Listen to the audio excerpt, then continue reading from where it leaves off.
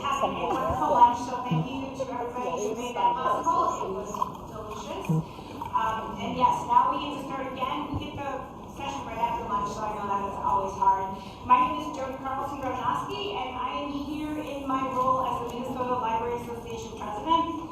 I am a librarian. I have been for almost 30 years. I've been involved in some of the broadband in the last few years. So we are doing the Minnesota Digital Opportunity Approach to Digital Connection Committees. And what we're going to do is I'm going to have the panelists introduce themselves. We're going to start on the far right, and then I will start asking them some questions. So we are going to start with Sam. Hi everybody, my name is Sam Drum. I'm the Senior Director of Processing at Repowered. Repowered is a nonprofit social enterprise that provides work readiness programming to formerly incarcerated people. At any time, we've got about a quarter to a half of our staff are people that have been involved in the criminal legal system. The work that we actually do is we recycle and refurbish electronics. We've kind of had a unique cross here with digital IP work, and then we also provide a lot of wraparound services. So we provide digital literacy training, we provide mental health services, and lots of other support that people need when they're trying to kind of get their lives back in order. Hello everyone, I'm Angie. I'm with Asian Media Access. Really glad to be here. And Asian Media Access is a 30 years old nonprofit. We are here to support a lot of immigrants and refugee community and to have them to equip with the digital skills as well as some of the video production, radios, and how to really use the multimedia tools to get the voice heard. Thank you. Good afternoon, everyone. My name is Michelle Moransky. I am on day 5 of my job at the Canyon County and City of Wilmer Economic Development Commission. No, it's fantastic. My prior position was with the Minnesota Development Commission, so a lot of overlap, a lot of things in economic development. We obviously serve Canyon County and the City of Wilmer, and everything. I really, the term soup to nuts, we do a lot of different things, development, revolving loan fund, child care, but broadband is really one of my bigger passions, and I have served on the Canyon County Broadband Committee for several years. So, that's really a passion that I have and that I carry forward from my roots in Western Minnesota. And I'm Sabina Saxena. Thank you for this invitation, Hannah and others. I am a founding board member of a young nonprofit called Smart North, and we were born with a community vision during the pandemic when the role of technology could not be ignored while we knew it was growing and it became a crisis. And some of us from the industry, and I come from the industry, the academia and entrepreneurial world got together and said we need to change the tide. We need to bridge this gap and fast, because Smart North's mission is not only to advance digital equity, but we want to advance it to transform livability, but we also believe that it is the next big equalizer. Technology, the way it's moving and the way it's changing with AI now upon us, it's going to change our lives. It's already changed our lives. And if we don't stem this gap today, the gap of all our underserved and unserved communities we've been talking about is only going to increase exponentially.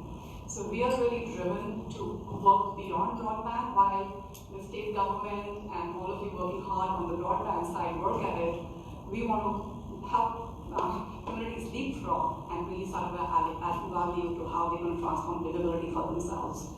Sorry, that was a long-winded introduction, but thank you. Okay, so a little bit of information before we get started. Starting in late 2022, each of the 50 states were charged with preparing statewide digital equity plans, outlining strategic strategies to ensure all residents have access to technology and skills to meaningfully use the technology. There's the key, use the technology.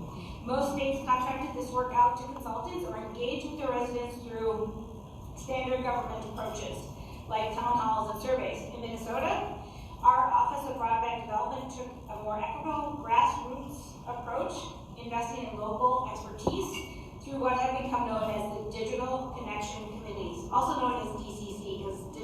connection committees is a mouthful. DCCs are self-selected work groups. I was in one of those, formed by a variety of entities, including political subdivisions, tribes, nonprofits, anchor institutions like schools and libraries, faith-based organizations, local businesses, and more, or any combination of all of these. During the planning process, the workload was flexible to encourage broad participation, and the OBD provided non-competitive mini grants to support the DCCs, which was key. In collecting digital inclusion data to shape the digital equity plan, OBD offers templates as a starting point for committees to further collection efforts, so they can decide how to use that in their committees, whether it's paper, online. They could take the questions that were most useful for their region, which was awesome. So, like I said, I was part of one. I work in Virginia, Minnesota, so we had the Quad City libraries, and that was Evelyn, Mountain Island, Gilbert, and Virginia. And we did paper because that is our community. In the end, the ODE ended up with 106 DCC contributing over 230 data files and a draft plan that belongs to Minnesota. During this process, the OBD and its DCC partners heard from thousands of Minnesotans about their role technology plays in helping them achieve their quality of life goals across perspectives, across technology, consistently with stronger connections to one another. And that was the big one, is connections. Because we have more content and time, we're going to refrain from taking audience questions during the panel.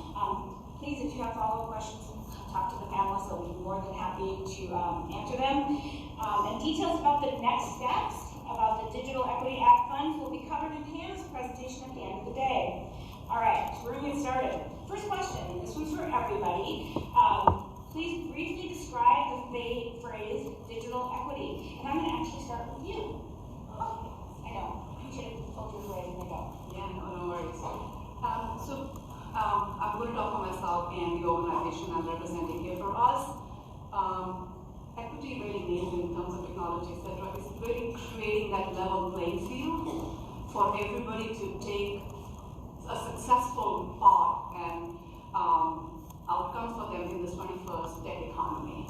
We are living in the 21st tech economy, and if we can put a level playing field for everybody in the community, all communities, to partake successfully, that's what equity means to us.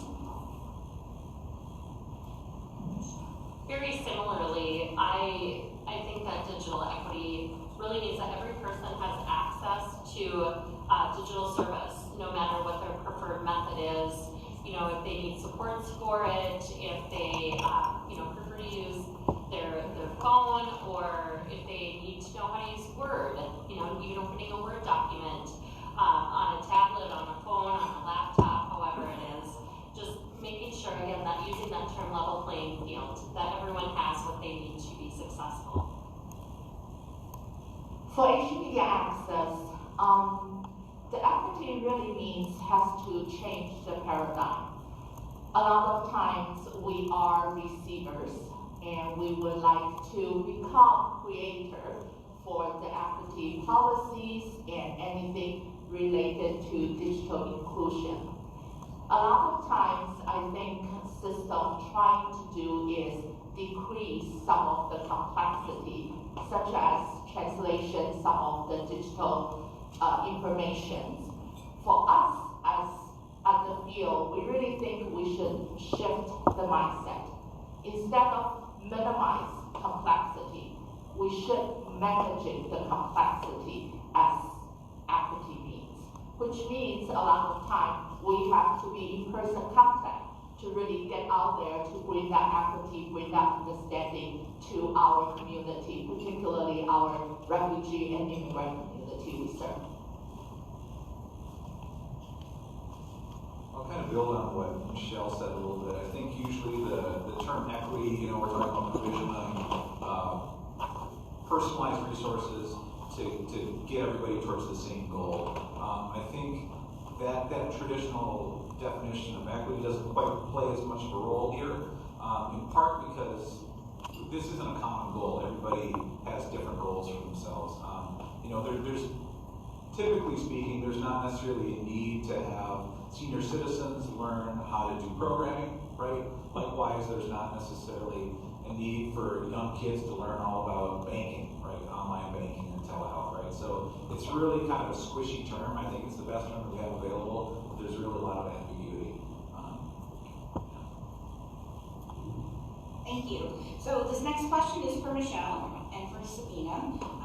Michelle, because she collaborated with rural communities, and Sabina, because she split her time between very rural and very urban. What makes digital equity different in rural spaces, and what unifying truths about digital equity can you see across rural and urban communities? All right. Well, one of the things with digital equity in rural areas, it oftentimes means that there are issues related to access beyond reliable service at home. I once had someone surprised, they were talking with me about broadband, clearly from a very metro area, I don't think even in Minnesota, but they were genuinely surprised to hear that rural farm sites can have driveways that are a quarter mile or more long. And what that means is it can be prohibitively expensive to be laying cable or fiber to the places where your neighbor is, a mile away. They're not right there. What goes along with this is transportation. So that tends to be a significant barrier for people in our rural areas as well. We just don't have the public transportation system that is available in the metro. Looking at the converse side of that, a commonality is that digital equity really affects everyone. We see it affect a wide range of people, including senior adults, people with disabilities, people who don't have the finances to pay a monthly internet bill, and then many others. We talk about language, that could be a barrier. In Ojai County, we are a very diverse county. The city of Wilmer is over 25% people of color, immigrants, refugees. We have a lot of people who do not speak English as their first language at home. So navigating the internet company's sign-up process or even their billing statement is really just something that we take for granted. And I've seen firsthand, it can take hours for someone who doesn't speak English as their first language just to go in and set up their account, because there's a lot of nuances to it. So I think that's really similar when we look at the metro area as well. I'll start with with some context here. We began our journey in 2020, like I said, towards the last end of the pandemic year. And we had the fortunate, people were already going through this transformation that, in the technology area and the need for it. So we really had a head start, I would say, understanding where people want to go from what they've just been through. And we conducted almost a year and a half listening sessions and co-creating sessions in the South Minneapolis, George Floyd neighborhood, in the Deer River Leech Lake area. And these two areas were selected because we had opportunities with the community to set up grassroots level community tech hubs. That was the idea that came out from our listening session, saying how do we give these communities access to a physical space where anybody can walk in and get access to connectivity, devices, skills training, and potentially career pathways and jobs. But this didn't come from us, it came from the community listening sessions. So and I'm going to start with the unifying factors. In the last 3 years that we've been doing this work, and we work in the rural communities in Grand Rapids, a third tech hub is coming up this summer, Deer River, Leech Lake, and Minneapolis. The hopes and the aspirations of people are exactly the same. They all want a better quality, they all want to be connected to friends, family, they all want better opportunities from a job perspective, they want to make better hourly rate, they want, everything is similar, pretty similar. So to us, the inspiration came from there, saying yes, they are in two different contexts, but the people's hope for themselves and their families are very, very similar. So on the differences, distance is a huge. Transportation is a barrier actually that's actually a unifying factor, because we found that the transportation barrier in urban areas to come to the tech hub, even from South Minneapolis, is a barrier. How do people come to the tech hub? In Deer River Leech Lake, we know that it's a very widely spread area. And if you didn't have the school partnership, the youth who come to the tech hub or the women who will come to the tech hub in this coming year, it's going to be a big barrier, because we are working around saying how do we provide those services. The other piece is around, we haven't come across the language barrier as much. Most of the people people who are coming to us are English speaking, so whether they are diverse and mostly BIPOC populations. But the other two big barriers that we feel as we work towards skilling and find them opportunities is lack of local experts. Like if I want to teach cybersecurity in Grand Rapids and Leech Lake area and Deer River, our tech hub, we have to take somebody from Minneapolis, our partners, industry partners, and many of them are willing to do. But we want to cultivate a local network. The second thing that is missing for us in the rural area is that we need to activate the businesses in the rural areas, not the ISP, not the telecom folks, but businesses who operate there who will open up their doors to internships and on-the-job training for people who are getting skilled in these areas. So those are the two things that we are finding that big discrepancies in. Thank you. And now our next question is for all of our panelists. To support this work, OBD provided mini grants to each PCC. Based on the experience, what general recommendations do you have for the state government and other founders to balance the competitive natures of grant making with equity? And we're going to start with Anna the same. All right, so I think if we're really trying to address equity issues, I think funding should really prioritize programs that address the overlapping systems of discrimination and disadvantage we already see in our digital equity work. Right before break, right before lunch, one of the former broadband committee chairs said that the things that end up making the most progress are the things that help everyone. I would make an argument that really kind of addressing specifically a lot of the intersectionality that happens, specifically and intentionally will help everybody. So for example, I mean, if we scope programs to really help refugee populations living in rural areas, right? That's going to help by doing that work and really addressing equity there. It's going to help not only those specific people, but it will address people living in rural communities. It'll help other refugees living in maybe urban areas. For example, if we started focusing really closely on people leaving incarceration with disabilities, focusing on that would allow us to do work that help other people, not just that specific group. It would help people with disabilities that are living with disabilities, or people that are actually in incarceration. Like one last example would be just focusing on like BIPOC senior citizens, for example, right? So if we were focusing specifically on elders that lived in our indigenous communities, by really focusing on that work, we would start to address some of the other overlapping systems, I think, and really make some change.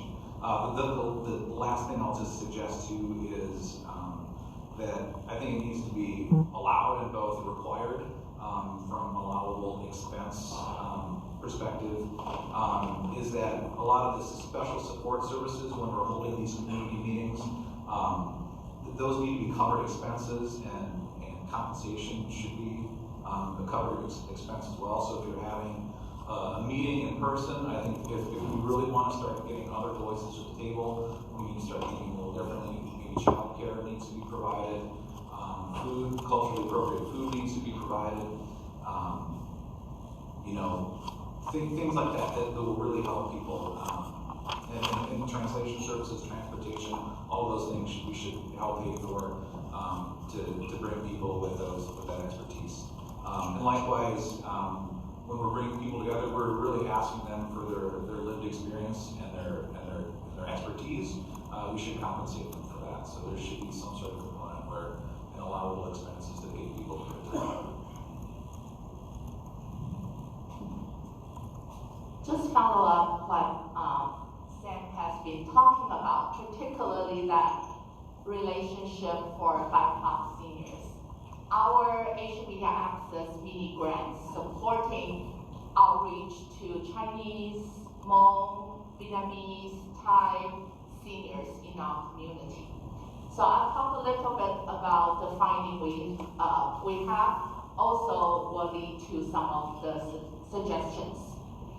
So our seniors has been telling us how terrible COVID is and how isolated they are. I think everyone knows that. One of the things senior has been describing to us is they compare that COVID experience with dramatic escaping hometown experience they experienced back in Southeast Asia. So limited resources, materials, people grabbing the toilet paper, grabbing the food from the shelf. When you go to the shelf stores, everything is empty. So they relive that trauma. And at the same time, they've been isolated, so they won't be able to communicate with each other, except the phone, except some of the laptops they may have at home to be able to share those messages. So that time, the digital access become very important. But unfortunately, the digital access means not just connection, but how to use it. So a lot of our seniors won't be able to using that device well, doesn't have any Facebook, doesn't have any way to send photos, and doesn't know how to make the Google Translation work for them. So this is a huge barrier for them. And one of the things we also found out, surprisingly, is they really should set up 911 direct call on their phone. Because during that time, we have a huge anti-Asian hate spreading around in the whole nation. Some of the seniors tell us when they get to the stores, they got people move away. People, they're waiting on the line, they want to go in, they see them come in, they move to another line. So this kind of things happens, and we do hear a lot more of the physical abuse as well. 911 on your cell phone becomes a safety issue. So we should not just ignoring that connectivity, but at the same time, that device becomes protection for our seniors. And my time is up. Sorry, I'll make it quick. So finally, I really want to say what Sam has already made a very clear conclusion. BIPOC community, particularly seniors, their needs should be prioritized. I have a little more to add on that, so yeah. I just want to acknowledge that the mini grants that Bree and Anna and their team put together were amazing and fantastic and so greatly appreciated. These mini grants were for the digital connection committees.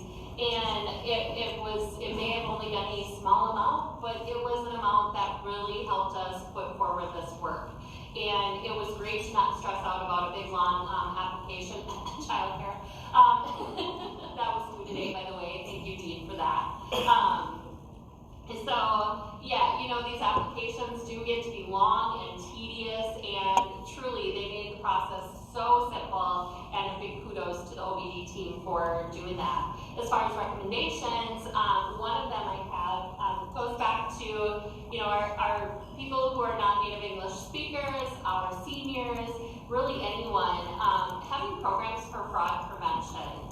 You know, I had a text message that was clearly a scam from, it looked like someone that I knew. And so I called them and they said, nope, wasn't from me. So it's so easy to have that happen. And if there are any ways to have these mini grants to focus on the fraud training and the fraud prevention for our seniors, that's really helping with digital equity as well. The other one is continue to keep these grants easy. Anytime we can make them simple and use plain language, it's helpful. And I know that, you know, grants, we have to use jargon, we have to use legalese, but just do it with the understanding that we may have to do some translating or just explanations of what does this mean so that everyone really has access to them. Well, thank you again for the mini grant, and I agree your comments on that. It was helpful to get our communities together and get feedback and host a listening session in the River each day towards that end for lead. You know, as a young organization, we began applying for lead very recently because all our grant writers said it's too complex of an animal for a young organization to take on. And so we had to not, you know, we kept away from applying to lead for a while, but then there is a lot of help coming from lead and we have to jump in. It is very complex, and you know, it takes a certain amount of grant writer who's done this to help you. So that means we're spending money to get the grant written or get help to have that grant written. So there is something to be said about small organizations, and if you haven't been doing lead grants, how do you address those? The other one is a little bit about, the first grant we applied for, we didn't get it. It was for based on our main demographic that we were serving at that time, youth, middle school to high school. And the reason when we asked was that we had to consider the programs, and we had spent 2 months writing that grant. So the simple thing was, you have all our information, call us. We applied for a grant, we mentioned that we do programming, but can we have a two-way dialogue? And if you have a question and you are not giving the grant, if there's another big reason, then that's whole. So it's not a complaint session, but it's just small organizations don't have a lot of resources to spend for 2 months for these grants. And then secondly, we are happy to answer questions if you like us and if you have a question.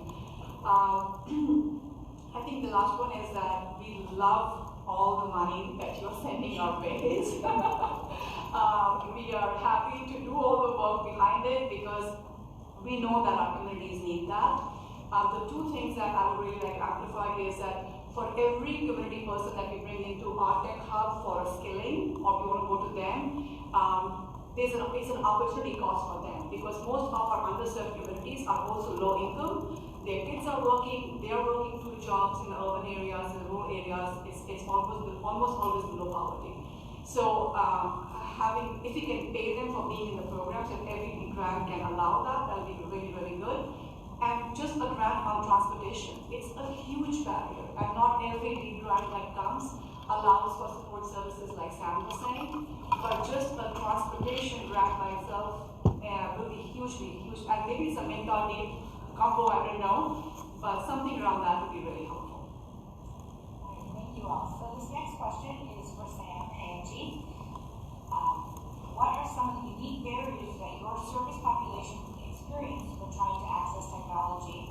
And then the second part of this one is, in your data collection work, do participants share any solutions? The solutions are always really nice to have. So again, the population that I'm kind of representing today are people that have been formerly incarcerated.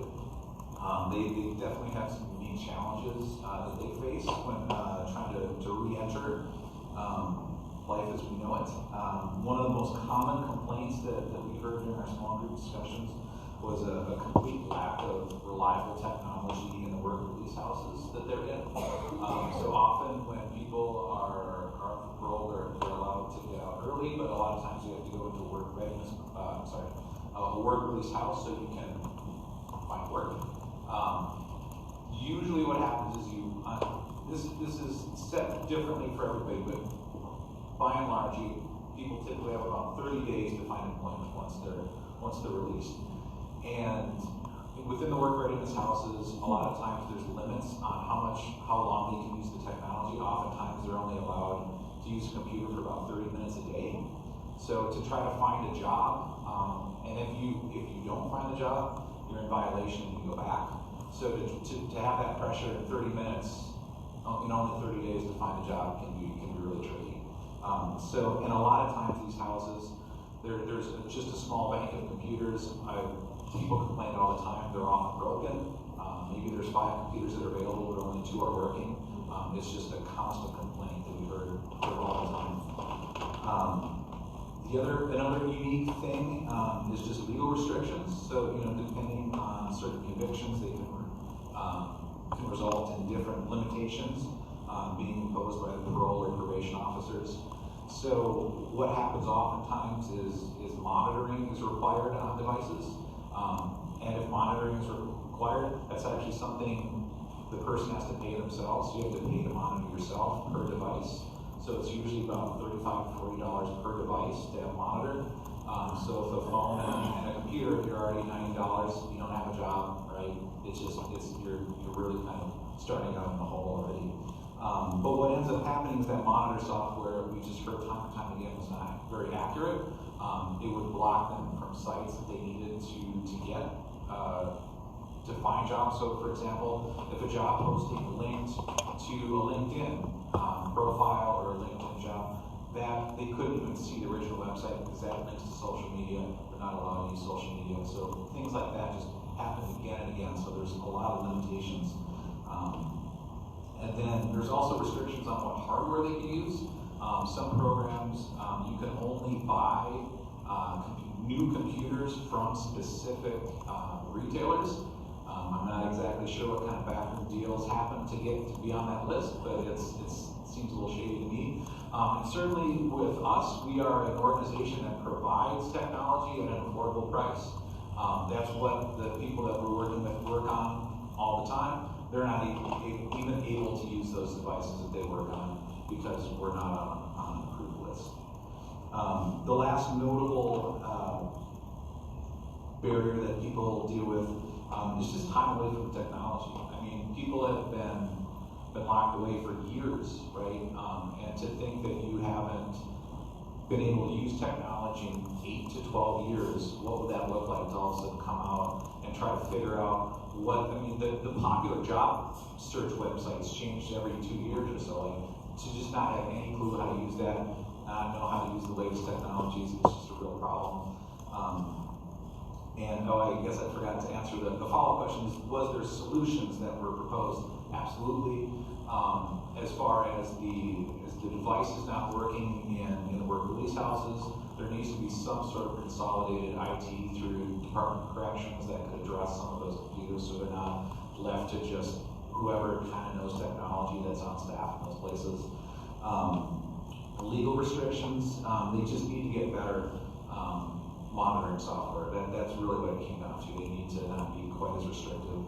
And the time away from technology is really, if there is ways to provide digital literacy skills training, kind of a prep course as people are getting ready to be as part of the pre-release plan.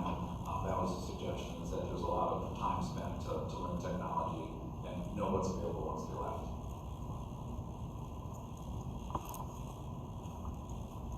So we are serving definitely aging seniors. We just talked about their issues and their ways to trying to connect to digital access. So one of the things we have not talked about is their the language capacity. So a lot of them, definitely when you'll be able to communicate with them, some of the seniors are okay in the conversational level, but when you get to reading, it's just getting harder for them to comprehend or read the English literally. So what we're trying to see is so many technologies and new devices coming in with all these information, how to use it. Actually, it's just really hard for them to be able to understand. So we started to thinking about in the reality, the solution should not be translated all these information into different languages, which could be a first step. But in some ways, we're really thinking about is we really need that hand-holding for our seniors. We need to hand-holding to really guide them and really utilizing very unified and universal rules. Safety, so 911 has to be on your cell phone first. And secondly, they have a lot of difficulty to access the telehealth.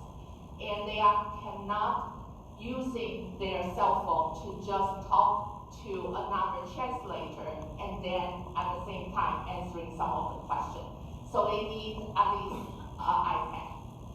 Simple, larger, but without the technology difficulties, they may just using that as a communication purpose. And we just lack of funds to really purchase iPad for a lot of our seniors. They all have the cell phone, but cell phone was a limitation. So they really need to be able to upgrade their device into the way so they can communicate, particularly utilizing the translation software and also the third-party translation to support them to access those information. And at the same time, we really have to think about not just translation, but really offering those trainings at the things making sense to seniors. So it's not giving them all the information, but really giving them the key information to keep them safe. And at the same time, how to best utilizing some of the social medias and using very simple, maybe 1, 2, 3 bullet points to let them know this is most important network you have to connect, and definitely connect 911 so you can have push dial, you can connect And then also the lastly I would say is a lot of our seniors, they are eager to get into this digital world. They are interested, particularly when we be able to showcase some of the AI. How can they be able to write for you? How can they be able to create some of the drawing for you? They are really amazed and they want to use those technology because they have a lot of time to be able to explore the world when they retire. And they're really looking forward for this type of AI exchange, which will bring them a lot more flexibility, but at the same time, really support their creativity. So I would really suggest not just to offer the word, the spreadsheet, but really thinking about the fun multimedia ways we can connect our seniors with. Yes. I just forgot one thing. So, because we're talking about all this great technology, and again, this monitoring software that I mentioned before, I forgot to mention too that one of the types of services that's completely blocked is any sort of video conferencing. So, all these great technologies that we're talking about, whether it's telehealth, going back to school, doing job interviews, finding recovery services, all those things that help reduce recidivism, all that stuff is just really opportunity.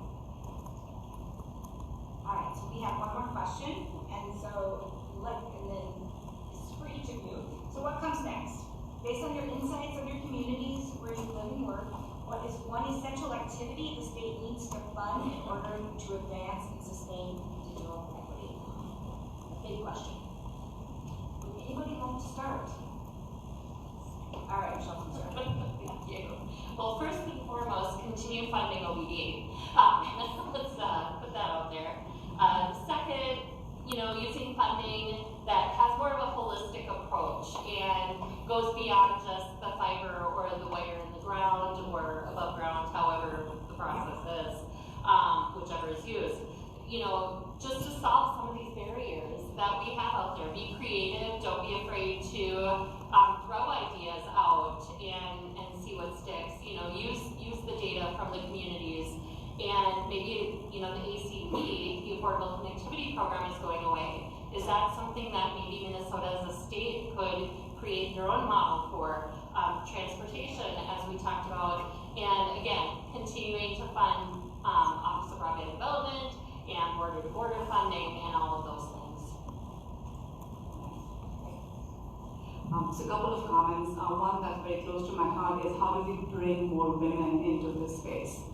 That's an initiative that we are working on, but I think that statewide, we know, and countrywide, the representation of women in anything related to tech is 25%, and BIPOC women is even lower. And we know that in the age of AI, we need representation in the algorithms. I mean, from any aspect, if you want to bring in youth and seniors, women are the connectors, they are caregivers. They are also the householders. If we can invest in women and bring more, I think we are going to change the trajectory of what we are doing here. The second comment is I recently came back from India. I went there after 5 years, and I want to make this a point that India has done a great job. I was shocked that I went to rural India, and millions of people in rural India are on the phone with telehealth, telecommute, banking. They are not educated, not even high school. And if they could leapfrog, Minnesota can leapfrog. And that's my hope and wish and desire.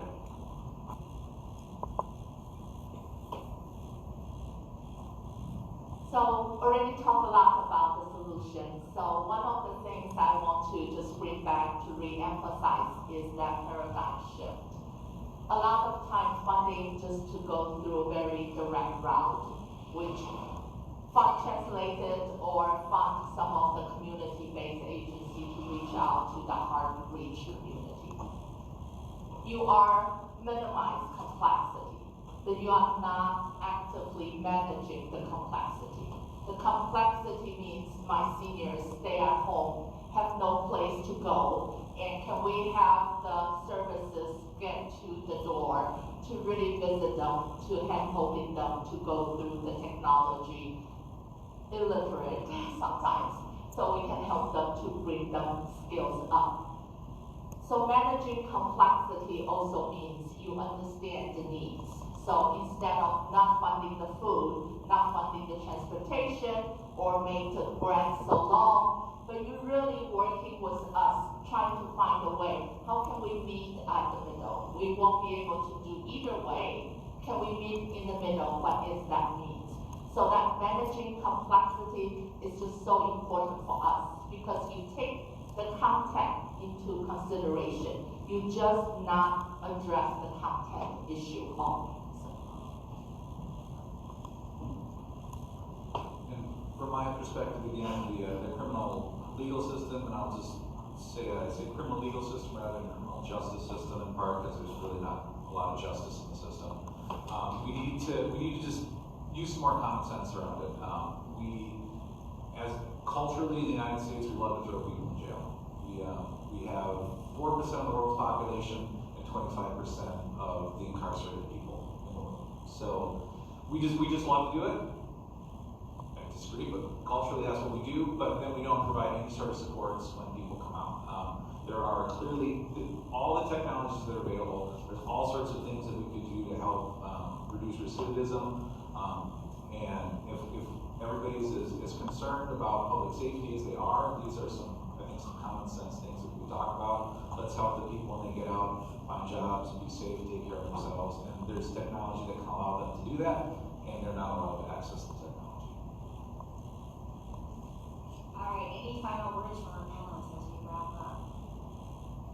That we would like to share with this group of people who, are providing some of the access that we so desire and need in so many places.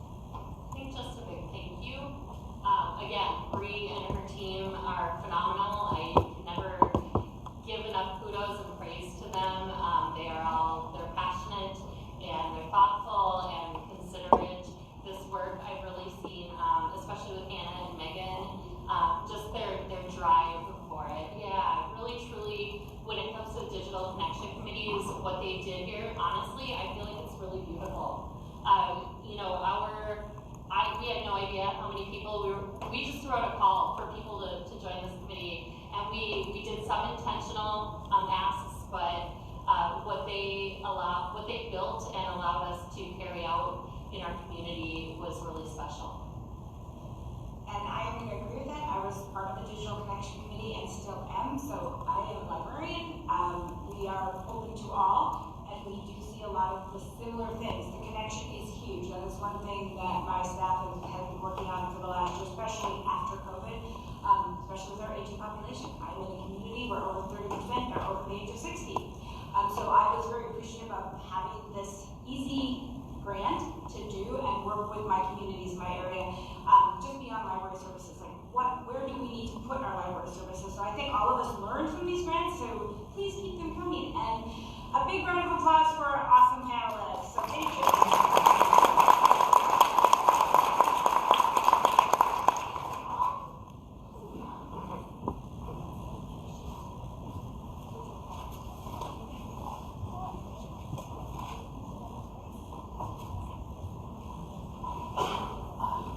Changing.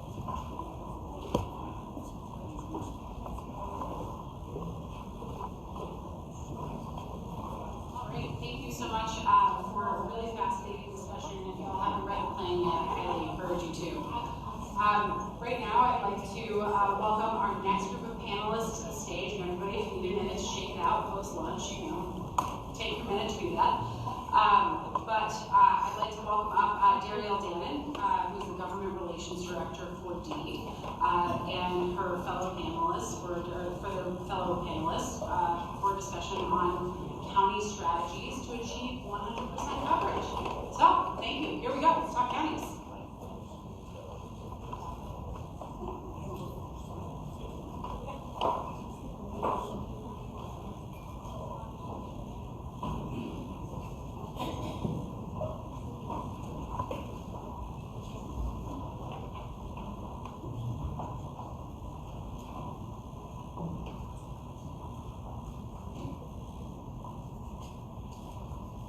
Thanks everyone. So I feel like I maybe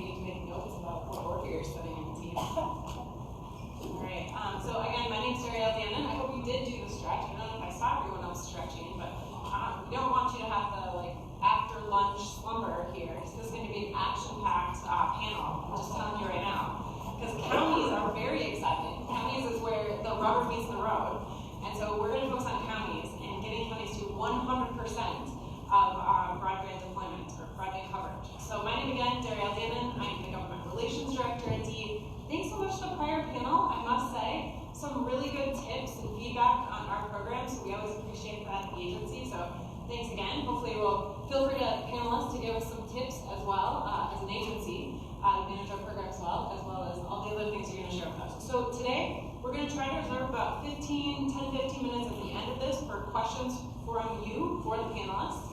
And then we're going to work our way before that through 3 questions. So just to give you a sense of what we're doing today, I'm going to do a really brief introduction of the panelists, and then we're going to, with the first question, what the panelists can divulge a little bit more information about the county and their unique challenges. So with that, Michael Johnson, Michael, yes, hi, County Administrator from Waseca County, so thanks for joining us today.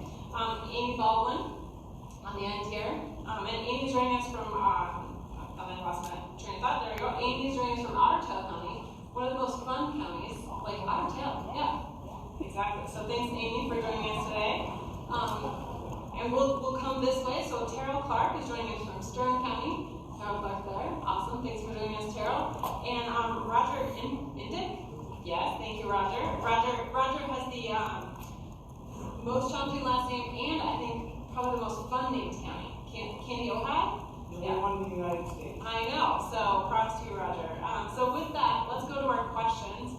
And we do have a couple of folks who have a little map that they want to put up with the questions. So we're actually, just so my panelists know, we're going to have Terrell and then Roger answer the questions in that order first, and then go to the others. I know, I'm sorry, we had some sneaky maps up here at the last minute. So yeah, now you're just learning it in real time now.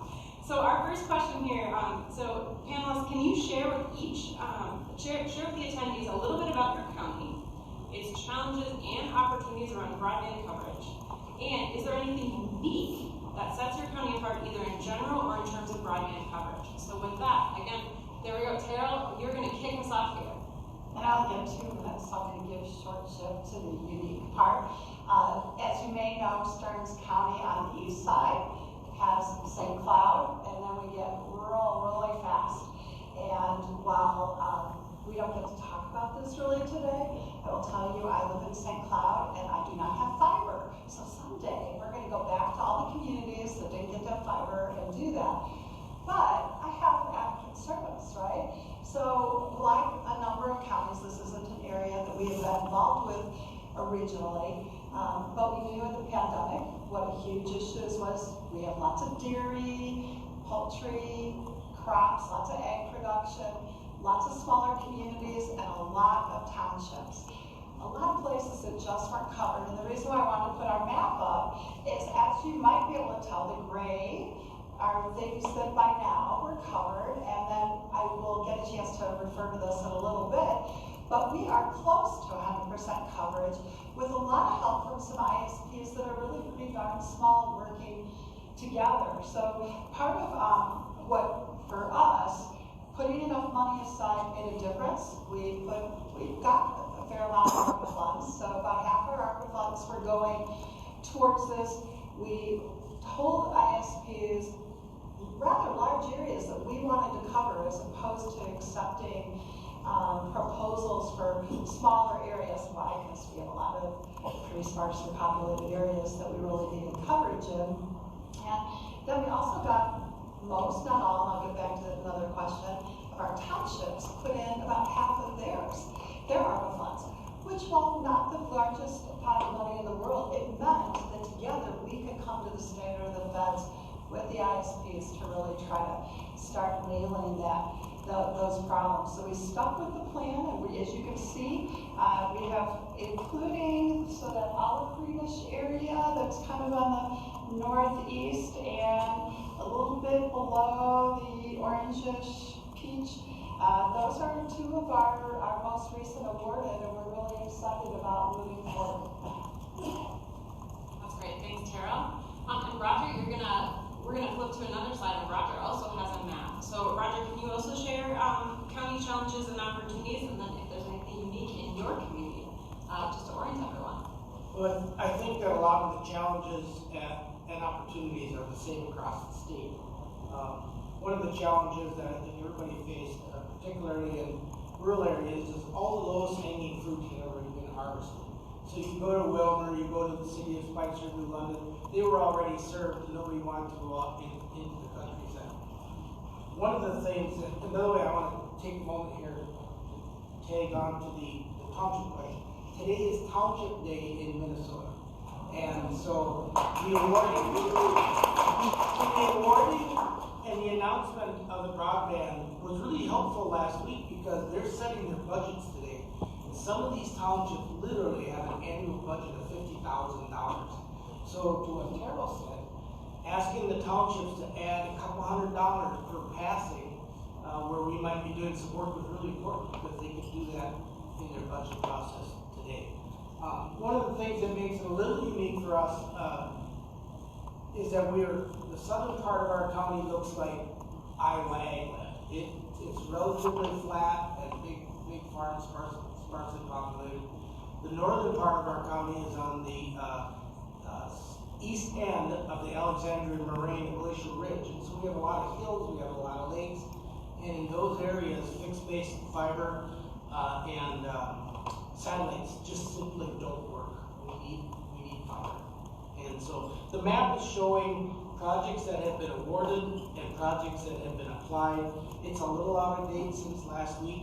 The lower right red area did not get awarded, but there's a little township right next to it by the name of Falun that did get awarded. So we're making progress. There's 2 more townships in the northwest, or 3 more, that we will luckily be able to color in after this next project. Thanks, Roger. Michael, do you want to take over from there? Unique opportunities, unique things about your county? Absolutely, thank you. And this has been a wonderful experience so far. I appreciate the opportunity to share with some of you. But Waseca is a smaller rural county, about 20,000 residents, and like I'm sure many rural counties, most of that population base is centered around one city with a smattering of a few other cities and townships as well. So the connectivity, the reliable connectivity issue is very real. About within the last 4 years, well, backing up from that, even about 90% of our total area is A1 agriculture. Similar to what Roger was saying, what Terrell was mentioning a little while ago, that it starts in one population density area and it gets very sparse from there. What's unique in terms of 4 years ago when we started this conversation more pointedly, that 90% figure is very similar to what our unserved and underserved area looked like as well. I should have maybe brought a map, I guess, like my cohorts here. It is not quite as colorful as either one of these that you saw, but fortunately with as of a week or so ago, as Roger was mentioning, 25 to 30% more of that will get some color by the end of next year with the first award that Waseca had ever received. So it is uniquely agricultural. The word Waseca is a Dakota word that means rich in provision, and that is referring to the fertile farmland it is. It is some of the best dirt in the country, we would say. So that moniker that was adopted in 1855 when the county was established is still very reflective of the lifeblood of the community and the economy today. So something that has stuck with me. I help my father-in-law farm in the county below Waseca County. I don't always wear a suit, and I often wear some flannel if I'm not wearing a suit. But something that sticks with me is a combine breaking down in the field in the middle of harvest, and he has an affinity for those green and yellow tractors, not to mention any specifically. But when the technician showed up in the field, he wasn't carrying a toolbox, he was carrying a laptop. So it is one minor indicator of the great change that even the farming world is seeing. And we're driving around $500,000 to $1 million computers at this point around the field, and are very, very reliant on stable connectivity. That's great. What a great story. I think I heard in the Connected Autonomous Vehicles group, which our agency participates in, I believe there's been some technology with pull behind, following tractors, that kind of thing. That's very much a connected autonomous vehicles are making their way into agriculture, which is pretty cool. Awesome, thank you. And Amy, you want to share with the team your unique opportunities and challenges in your county? Yeah, absolutely. Thanks, Ariel. So Ottertail County is in west central Minnesota. So just head up when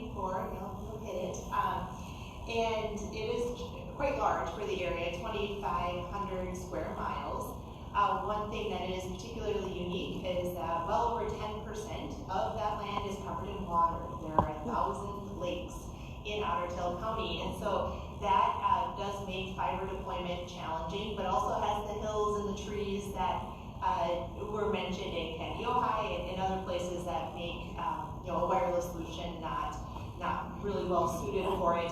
And as a result of those lakes, though, our regular census population is around 60,000 people, but that population swells to probably an additional 50% plus in the summer months. That has changed in the last few years in how our visitors are visiting us, and that's another thing maybe we'll talk about later in what that's done for some of the changes that we've seen.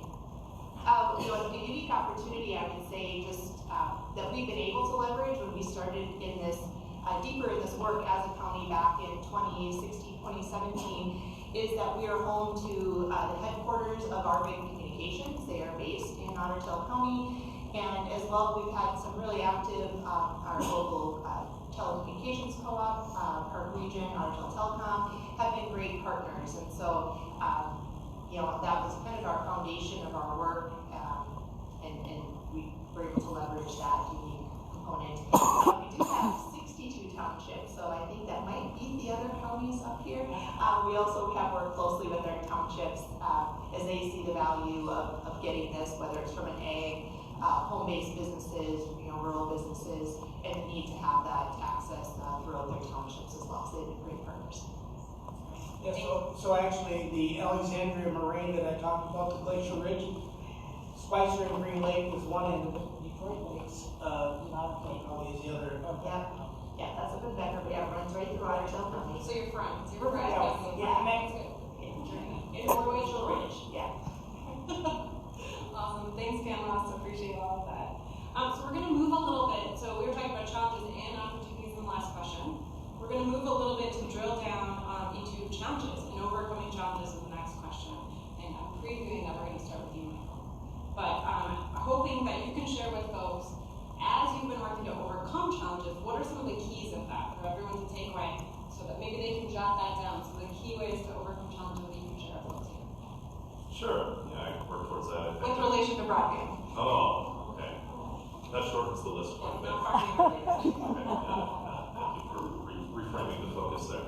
A lot of our recent challenges and some of our future challenges will probably boil down to data integrity. We heard a lot about that today.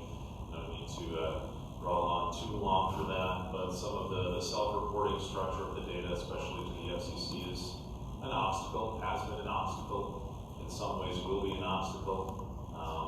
We're certainly thinking of BEAD funding in the future, again, something you've heard a lot about today. The FCC is likely very invested in their current process, and that prescriptive model doesn't seem to be changing in the near future, but we appreciate the work OBD is doing in those recent submissions, and NTIA being open to that conversation as well too, is in a conversation with Tom as well this morning. Hopefully we'll do that some more. But when that RDOF award happened, we really felt like we lost about 2 years of forward progress. A lot of individuals, I'm sure in this room, would agree that you could see what wasn't going to happen, maybe looking in that crystal ball when those dollars were awarded, and what wasn't realistic expectations from the county level, but created some challenges for us in terms of pulling us out of contention with some state dollars at the same time, while all of that was being fleshed out and redefined. So we felt like we were spinning our wheels for a little while there, and again, and continue to appreciate it with OBD's willingness to facilitate those conversations, educate us in some ways. Diane has been a great asset and partner in that, as many have stated throughout, and other staff as well, of course. But one thing that has become abundantly clear and obvious throughout this process is that relationships are extremely key and critical to success. And Steve mentioned earlier in that ACC roundtable that at this point we've connected with every ISP in the county, and that's true. But it's not just our ISPs, it's your schools, your businesses, your local chambers. Everyone has a stake in this game. Everyone is part of the overall solution and benefits from a holistic solution and holistic approach. So when those opportunities for funding arise, or those folks come out, the time is not then to try to figure out how to scramble and establish those relationships. That framework has to be well in place and established ahead of time. The foundation already needs to be there, if you will. So stakeholder analysis very early on in the process is crucial. It was so for us. Establishing your community champions, your boots on the ground individuals, and ultimately letting the community speak for you. Something I think we found very early on is that it wasn't indicative of the county to create the arguments. They were already out there. We simply had to try to focus them and guide that conversation to a shared narrative as we're presenting that information and looking for solutions. But there are plenty of people out there willing to share their story, share their life experiences, share their barriers to what they need to do, whether that is the telehealth, the teleworks of the world. But the dynamic has shifted greatly over the last few years, not just because of COVID, but COVID was a very real catalyst that shone a bright light on some of the insufficiencies of connectivity we had. But there's a lot of community examples already out there that we simply just have to ask. Wonderful, thank you for that. And Roger, would you mind jumping on that sort of kind of same question about what are some of the keys you utilized in your county for overcoming challenges? Well, like everybody else faces funding, lack of funding, or insufficient funding is a major issue. My grandfather, I grew up in Stearns County, and my grandfather had the job of going around to farmers and convincing them that they should allow them to put grant an easement to put the power lines across their property to bring electricity to the rural farms and homes. And so I look at this as a very similar process, but not everybody does. Particularly some of our policymakers think that this is more something almost like it's luxury rather than a necessity. So there's an education piece there with policymakers to understand the importance of it. And to Michael's point about COVID, that really shined a light on that issue. And then educating the residents. So there's a lot of older residents that live out in the rural area, and they think if they got their email this morning that they are served. And they don't understand. Some of them began to understand it when the grandchildren were staying with them during COVID, and 3 of them are trying to download their assignments from school, and the wheel just kept spinning. So there was that. But the broadband committee, and Michelle on the earlier panel, and especially our chair, Mark Beshin, who they really did wore out a lot of leather, going to township meetings and convincing these townships to spend $200 per passing to support the opera dollars that the county was putting in. So a lot of education was part of the challenge, and remains actually part of the challenge, but I think it's getting a little easier every day. That's great. And Carol, do you want to expound on that? Sure, the last panel was a really great lead up for us too, because what we're going to talk about how are we deploying broadband. I think for all of us, we're trying to make sure that it's high speed, reliable, accessible, affordable broadband across our areas, and making sure that you can get the take-up rates, right? That people know how to use it. So, we've certainly been doing a lot of partnering. For those of us who are county commissioners, we wear lots of hats. We serve on lots of boards. So one of mine is I serve on the Central Minnesota Council on Aging's board. And early in the pandemic, both our county and that board started looking at how are we doing partnering with senior serving organizations, among others, and within the BIPOC communities, so that we were actually figuring out how to help everybody get up to scale. Since we already had a whole panel on that, I won't go further on that, but really important, I think, for all of us. A challenge, yes, we don't have as many townships. We are a pretty big county geographically, and some of our townships are pretty big geographically, but we only have like 32. So getting that participation in terms of the federal funds was really key. We do have a few that said no. I mean, some of them are already covered, and that's going to be a challenge when we get to the end, because we basically said we'll be putting in money if you're putting in money. And so we'll have to kind of figure that one out near the end. The state and federal funds, can't say enough about the broadband office and about our border to border programs. In working with smaller ISPs, our biggest one I think is our big, making sure that they're going after state or federal funds. We had every single one say, no, please don't make us go after federal funds. But in conjunction with another service area, we do have two that are going to get served that way. That means we kept multiplying the funds. So part of it is working with the providers, but then also advocacy. I see Michael's great commissioner, Dee Malter back there, D&I and others. We've done a lot of advocacy at the federal level, right, as well as the state level. So that's partially how we get past it. I want to thank our senators and our members of Congress because they made a big difference. And then I do want to touch on the affordability piece because this is something we did that might really started that being a little unique. Is I'm sure all of you, I know all of us have people who are trying to use satellite. It's very expensive. It's getting metering. An example would be somebody living in one of our townships who was a family child care provider, had 2 kids, trying to do homework. They also had farm equipment. It got to be very difficult. And their satellite provider claimed that they could get high speed. It was like $120 a month. Just couldn't make that work.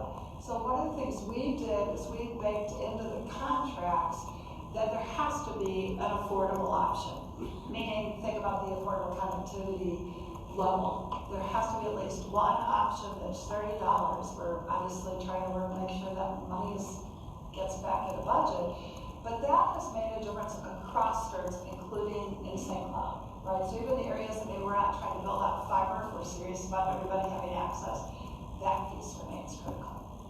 That's great. Thanks for that. That's a really creative idea. So Amy, last but not least, Amy, we're going to start with you on the next question. So yeah, you can be mentally prepared as well. But yeah, please share with us some of the keys to overcoming some challenges in your community. Sure. So we have a lot of the same conversations, same strategies for addressing those. But I mentioned earlier back in 2017, 2018 is really when the Otter Tail County's policymakers, its commissioners, at that time took note that the county was at the bottom of the Blandin ranking. I think probably most people know if you're in rural where what that ranking is. We were at the bottom, or second from the bottom as a county, and our commissioners really took note and said, we have to be part of the solution. They could see what was going to be needed, as we thought about our workforce needs, our current industry's needs. It was necessary, and so at that time, they're really, and we still do, think about data-informed decisions. So started with that feasibility study. What would it take to build out the county? Well, that number was monstrous, and so okay, well, let's make sure we're talking to our stakeholders and our providers and the users who are having challenges and what does a solution look like that's manageable and that is going to take time. That was a hard communication to have with those folks who maybe didn't have an immediate solution to their broadband needs. But what did show is that our key partners in the provider world had plans. So whether it was building out different exchanges that they were involved with, that in the next 5 to 7 years, a lot of the areas were going to get built. And so it really what that mapping and coordination process and sharing of information, some trust between our providers to share that information with us and with the other providers. To have that knowledge about where were there gaps that there wasn't a planned solution. So that gave us that focus of where did we need to be strategically working with the Office of Broadband on applications with those providers. How do we build up a pool of match dollars, which when ARPA came and working with our townships really exploded for us, which was great. But we had that foundation of relationships, of knowing where our biggest need was, where there wasn't another solution. And so we were really thankful that we had done that work leading up to 2020 so that we could be better informed and more strategic on that. And looking back at what those plans looked like in 2017, where our providers said they were going to do those investments, for the most part it's happened. And so that, and then coupled with some really significant support from the Office of Broadband, and with those builds, we're not at 100% by any means, but we will be getting very close here in the next couple of years, and our low density and other hard to serve areas we think we'll be able to address with the funding that's going to be in front of us soon. That's wonderful. Thank you for that. Ooh, we have clapping. 2 times. That's enough for the clapping in this panel. I just want that noted for everyone here. And so I want to just acknowledge that we do want to leave some time at the end, so we're going to go a little bit quicker in this one. We are going to start with you, Amy, and really focus on, and I know we've talked about this, a number of you have mentioned things like key strategies, partnerships, and things like messaging as a key component to moving your county forward. But if you can, maybe a new story or drill down a little bit further, just for some takeaway for the participants here. So Amy, we're going to start with you. Sure, yeah, so I think that messaging is, as has been said, is really critical. And we talk about it as part of a bigger strategy. And so we know we have workforce challenges, we know we have aging population, we have a lot of those pieces that in order to continue to have a thriving county as a whole, we think about infrastructure. And it was mentioned already, thinking about broadband access as infrastructure. We also talk about housing as infrastructure, access to affordable and reliable childcare as infrastructure. And so it's this bigger infrastructure strategy about what people need to live and thrive in Otter Tail County, and we include broadband certainly in that, along with certainly maintaining and improving our roads and bridges and the kind of more traditional infrastructure. But kind of taking that expanded view has been a big part of our messaging, and I think has helped people see, when we only invested about 25% of our ARPA funds into broadband, but that was still a big number when people said, well, but we want our roads repaired, we want this, different things that may have been able to be supported. But again, talking about it in that bigger picture has, I think, resonated with our stakeholders and our users, our residents, and our seasonal residents as well when they were trying to work remote from maybe their lake place or something.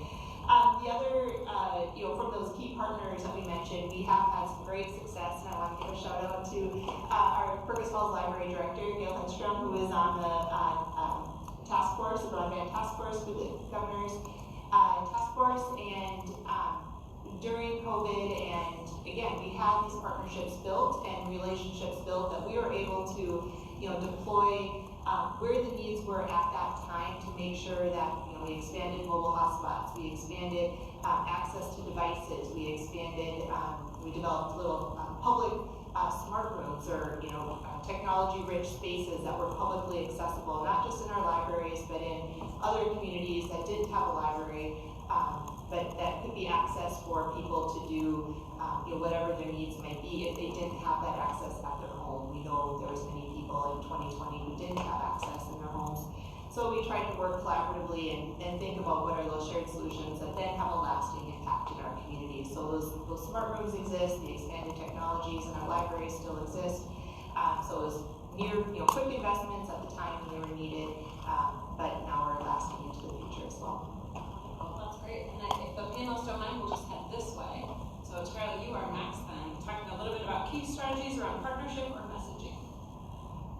So a few key strategies really are defining the areas that you need, because that makes it easier to partner, right? Baking into contracts the notion of affordability, because that can make a huge difference. It also gives you leverage with other companies that may be serving part of the region. And looking beyond the ISPs that currently exist, outside of kind of our regional center, which has a few of the bigger ones, we've got lots of little ones, including OBD Telecom, etc. Roomstone was new for us, and so as we're looking at part of our unserved area, which actually connects up with part of Candy Ojai, part of the question is all right, what else can we get done, whether it's Roomstone or Arbig or somebody else, as we've got a few of those super sparsely populated areas covered or about to. What else do we need to do just to get that work done? That's great, thanks. Thank you. And Roger, you want to expound upon that? Well, for part of the strategy, I think it was Winston Churchill said, never give up. And that's good advice. In the very first round of border grants, Candy County was awarded $4.9 million. We were working with a an ISP provider that wanted to come into the county, but things didn't work out. We had to turn that grant back in, which was really difficult for us. But we kept working on it, and as Terrell said, we work with whatever provider is willing to work with us. And 8 years later, we have had some successes, and I think that if you just keep working it, I've learned in government work, it's a little, and I've said this before, some of you may have heard it, and I'm sorry if it sounds trite, but government work is a little like running in water. You have to work really, really hard to get anywhere, and it doesn't happen fast, but if you keep moving forward, you'll eventually get there. That's great. I'm gonna use that vision in my work, on my day-to-day work. And Michael, you want to take us out? Yeah, absolutely. So as I think about the practical points over the last few years that we've been through this process, what was really helpful for us was starting with a feasibility study. That was essential for us because it's kind of like moving forward to fix the problem before you know what the problem is. And that really helped us identify what current tools are in the toolbox, what ISPs are in the areas, what are maybe the organic or homegrown solutions that we can utilize. And similar to the commissioners just mentioning, our ultimate solution working with Bill and his team in the back there at PEPCOM was to work with an ISP that didn't really have a space in our county at this point, and one that was willing to take a risk on us as well in trying to break into that county area where we were finding no solutions. So that looked very similar to us, but that's an essential starting point. We've heard a lot about some broadband gaps today. And part of the educational process of that feasibility study was not just telling us we had a broadband issue, we knew that going into it, but showing some of those synergistic issues in terms of computer gaps, various affordability gaps, homework gaps, educational gaps, computer skills gaps, things of that nature. Things we've heard about today as well too, but those are things we hadn't really thought about at the inception of this process is maybe that part of that holistic approach or a problem that the county had the ability to help solve. So it's been great to see how interrelated some of those things are. Secondly, through that, realizing that we may have to propose some stopgap solutions before getting to the ultimate solution that we want to see, which is fiber to the premise. I think that is still very much a gold standard to any ISP you would speak with, but that maybe is not the most immediate and readily available and cheapest solution. So trying to figure out what those stopgap solutions are for your community until you can reach that ultimate solution has been something else we've been working with other ISPs as well. And lastly, just dedicating staff to the problem. Until we brought Steve on board, as who you heard from this morning, we felt very much like we were limping towards a solution without ever really having a chance to get to the finish line. And as soon as we brought Steve on board, all of a sudden we were at a dead sprint towards that finish line. And it's so crucial to have a person or a team of individuals that are dedicated to this effort exclusively, because that's the only way all of those relationships are going to get established. That's ultimately going to be the best position you can put yourself in for that kind of forward progress. And though Steve is now an alumnus of ACC, I just am going to keep finding tasks for him to do so that he keeps having to come back, and until he starts turning off his cell phone or showing up at the courthouse, and he's stuck with us. That's great. So now what we want to do is we want to turn to see if you all have questions. I'm going to ask the folks here if we use one of these microphones over here when we do that. Who knows? Ooh, there's a roving microphone. There's a roving microphone. There we go. Fantastic. So, who has a question for our panelists? I feel like you have to put your hand up for the question so that the roving microphone can come to you. Otherwise, I just start asking questions. I live in Hennepin County, so I do have broadband access. No one has a question? Well then, I'm going to make things up. I'm joking a little bit here. But, yeah. So I moved from Hennepin County to Ottertail County, and interestingly, I had better high-speed internet access in the large regional center in Ottertail County than I did in Hennepin County. So I'll get that one. It does happen, and you know, they just upgraded my neighborhood to fiber, but today I think my internet for work dropped 2 or 3 times.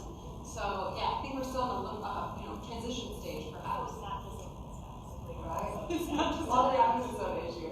We actually bought a lake place a few years ago, and our lake coverage is all fiber, but not yet right same line.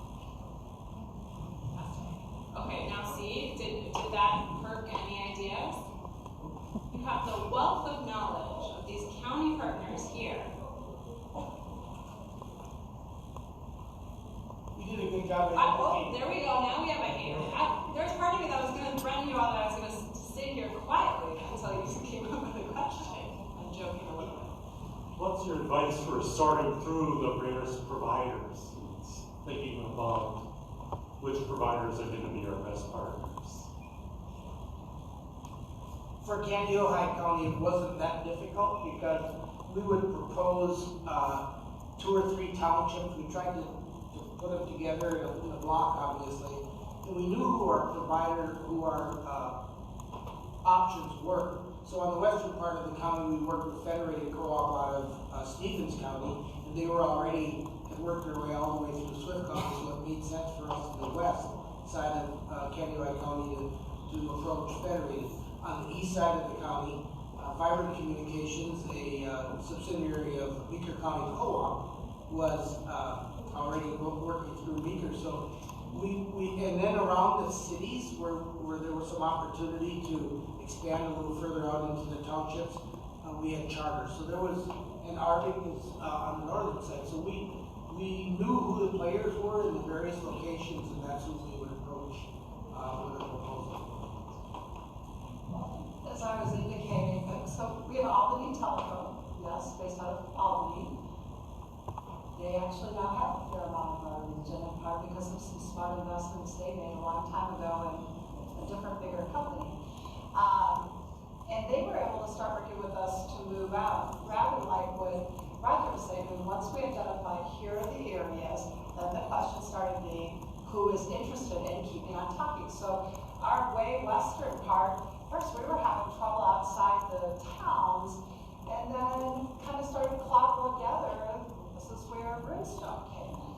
And in a couple of the more sparsely populated areas, again, Arvik's been great to work with, SciTech's been great to work with. So we would recommend who's there. It's okay if they're smaller. Dee and I have had these conversations over the last few years just about how hard it can be to do these proposals.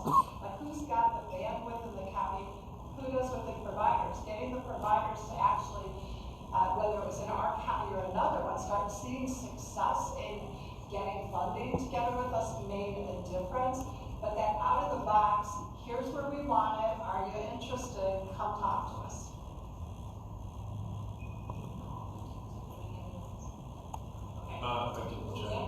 Please do. And while Michael is chiming in, I want you all to think about if you have another question. You can even raise your hand while Michael's talking. We can do 2 things at one time here. All right, go ahead. Fairly simply, in my mind at least, if when you're vetting those ISPs, first you're coming up with the same questions, you're asking all of them. You're looking at your data first, you're figuring out, okay, what do we think the solution is? And then if I have an ISP that doesn't want to incur some of the risk, that doesn't want to share what their business model is, that doesn't want to give me their vision for their sense of direction, then I probably don't want to talk to them.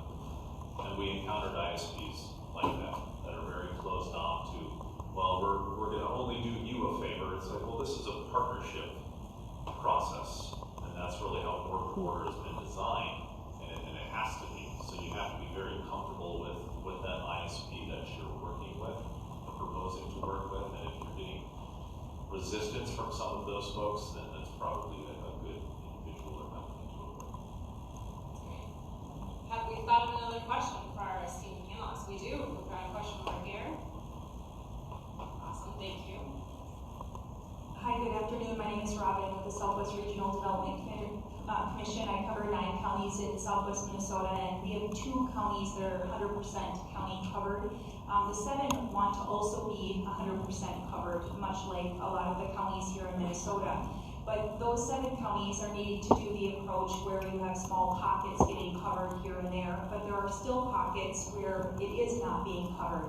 What's your approach to talking with constituents, especially when county ARPA dollars are being funded in other areas, but their area just hasn't gotten served yet?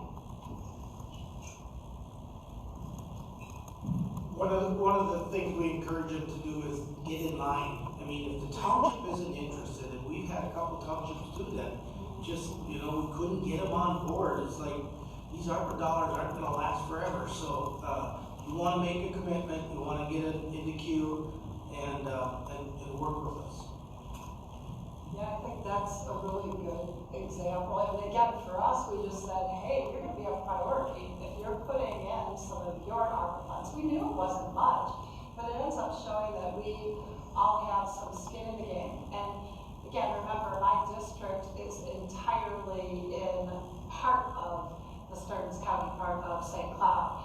I tell my constituents all the time, our county, our region is only going to be as vibrant if all of us are able to access it. So I think we've got people who aren't getting any of this, but for it to work, that's important. Now, my ears might not have heard you. One of the best examples we have in our state is Rock County.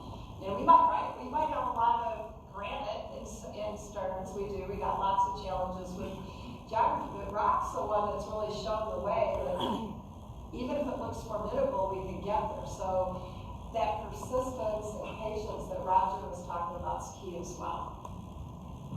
Yeah, I can kind of piggyback some of that too, because we have that happening, right? That happened. We did a lot of investments. And what we did, we were already matching ARPA, or not ARPA, we were matching with general levy dollars before ARPA funds, not to the percent that we did during the window when those ARPA funds were available. We still do have a few remaining. We might get in on the next round. We'll see with some additional projects, but we already had that match. So from a county perspective, we were matching, in the late 2010s, right, rounds, yeah, the 18, 19 rounds. We probably have time for one more quick question if someone's got a pressing question. Don't be shy. Oh, right here. Speak loud. So with the ARPA deadline coming up, how are you planning to fund future projects? And do you have any tips for selling a county board on providing that funding? Just for everyone else that have questions about ARPA funds, because the deadline's coming up quick, and I'm gonna stop there and let the panelists answer. Yeah, we actually shifted ours into revenue replacement, so but most of them have been deployed. And again, we were before that. Some of it is a tax-based piece. I mean, properties that will become potentially more valuable if they have that. That's one thing that was talked about early on. Is one of my lunch. Actually, we were talking about that. In looking for a home. We know we need to, not as much anymore, but 5-7 years ago, you needed to know if your home had the ability to get high-speed internet. Otherwise, you weren't going to buy it, probably, if you needed it. And we have too many stories of people, particularly in 2020, who may have bought properties in our county that did not have access to high-speed internet with their intention of working remote and not being able to do that. So that could be one little piece, but we've built up that reserve of match dollars for broadband slowly over time too. Roger, do you want to have the last word, Roger? Well, I don't need the last word, but we have till the end of 24 to commit the dollars, and they don't actually have to be spent till the end of 26. So we have time left, and we will not let ours go unspent. Just figure out a way to, even if it's smaller projects. Well, thank you so much. Thank you, everyone here. Thanks for joining us. Thanks for all your good ideas, your listening, and thank you so much to the panelists for all of your great thoughts and all of your hard work. Love to hear that we're filling those maps in with the recent awards. So thank you so much. Please give them a hand.